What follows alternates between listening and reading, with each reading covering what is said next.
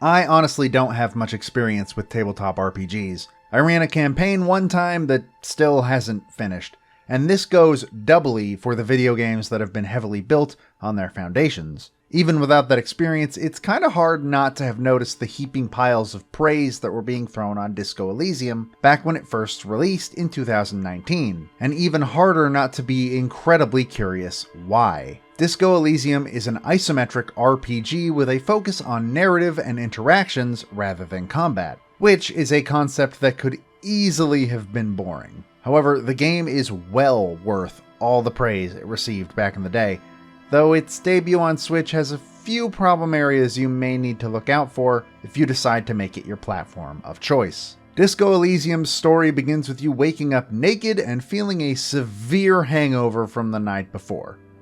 At least, you think it's a hangover. You don't actually remember what you did last night.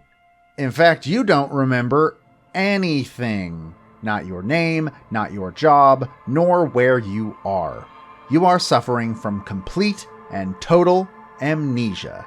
As you slowly pull yourself together and get dressed, you quickly learn that you're not just some dude with amnesia, you're actually a police detective with amnesia.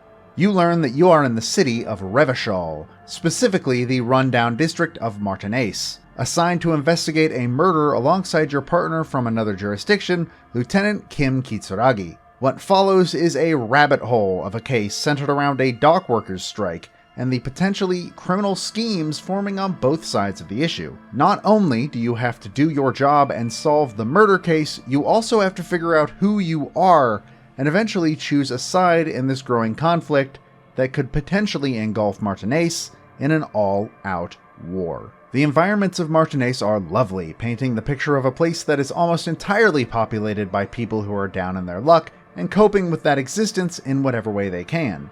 Some are like Kuno, a speed-addicted kid with a dirty mouth and a hobby of throwing rocks at corpses, while others are like Everard Clare, the leader of the local dock workers union who is playing everybody around him for his own profit. As I stated before, Disco Elysium has a heavy emphasis on interaction as opposed to combat, with a majority of your stats being related to perceiving your surroundings or being able to talk to the people of Martinaise in specific ways. There are some physical stats, such as physical instrument, which is your ability to break things open or punch people's lights out, but most of the time you'll find yourself talking to people to get what you want, whether that be through the means of intimidation or pure persuasion.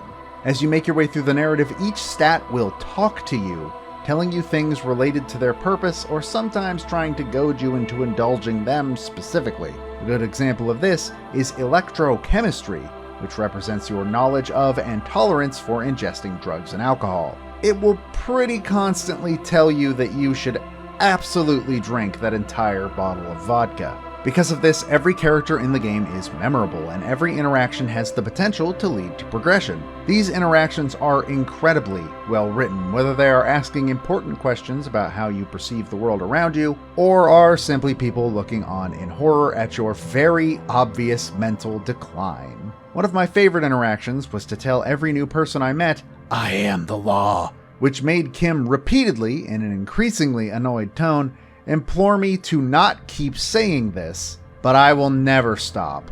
In the end, that's what I think is the most interesting thing in Disco Elysium. I've never felt so much like I got to choose exactly what kind of person I was, and feeling encouraged to lean as hard into it as I could.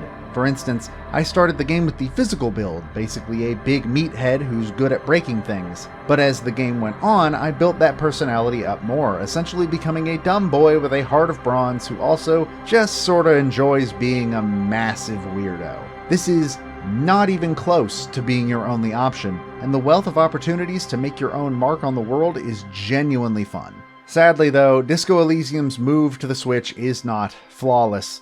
The controls still feel very much like a game made for a mouse and keyboard with gamepad controls sort of tacked on. Movement is on the left analog stick, which always feels slightly clumsy, and you can cycle and select what you want to look at in a given scene using the right analog stick, which itself could sometimes feel inconsistent. None of it feels bad overall, but it does feel at least a little bit compromised. Walking between areas will often dump you into an overly long loading screen, which is especially frustrating when walking between several smaller zones, where each loading time is just as long as the big zones. There are also areas, such as out by the harbor where it is always snowing, where the game will start to drop frames as well as cause the audio to stutter.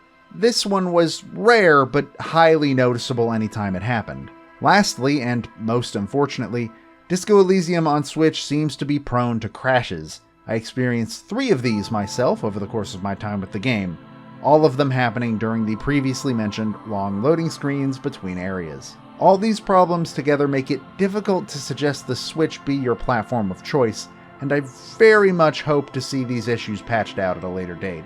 Overall, Disco Elysium is one of those games I feel like we're still going to be talking about 10 years from now. Technical issues aside, the writing and world building present in this game lift it high above a lot of the other entries in the genre. This is further helped by the fantastic voice acting and narration that was also recently added to all other versions of the game. The voice that narrates everything and also plays your different stats is really satisfying to listen to, keeping me around to hear it all even though I could personally read way faster than he could talk. If you enjoy games that lean heavily into their dice-rolling foundations, you should absolutely put your time into Disco Elysium. You will not regret it. With its myriad of technical difficulties on the Switch, however, it may be a good idea to look elsewhere unless portability is your main concern.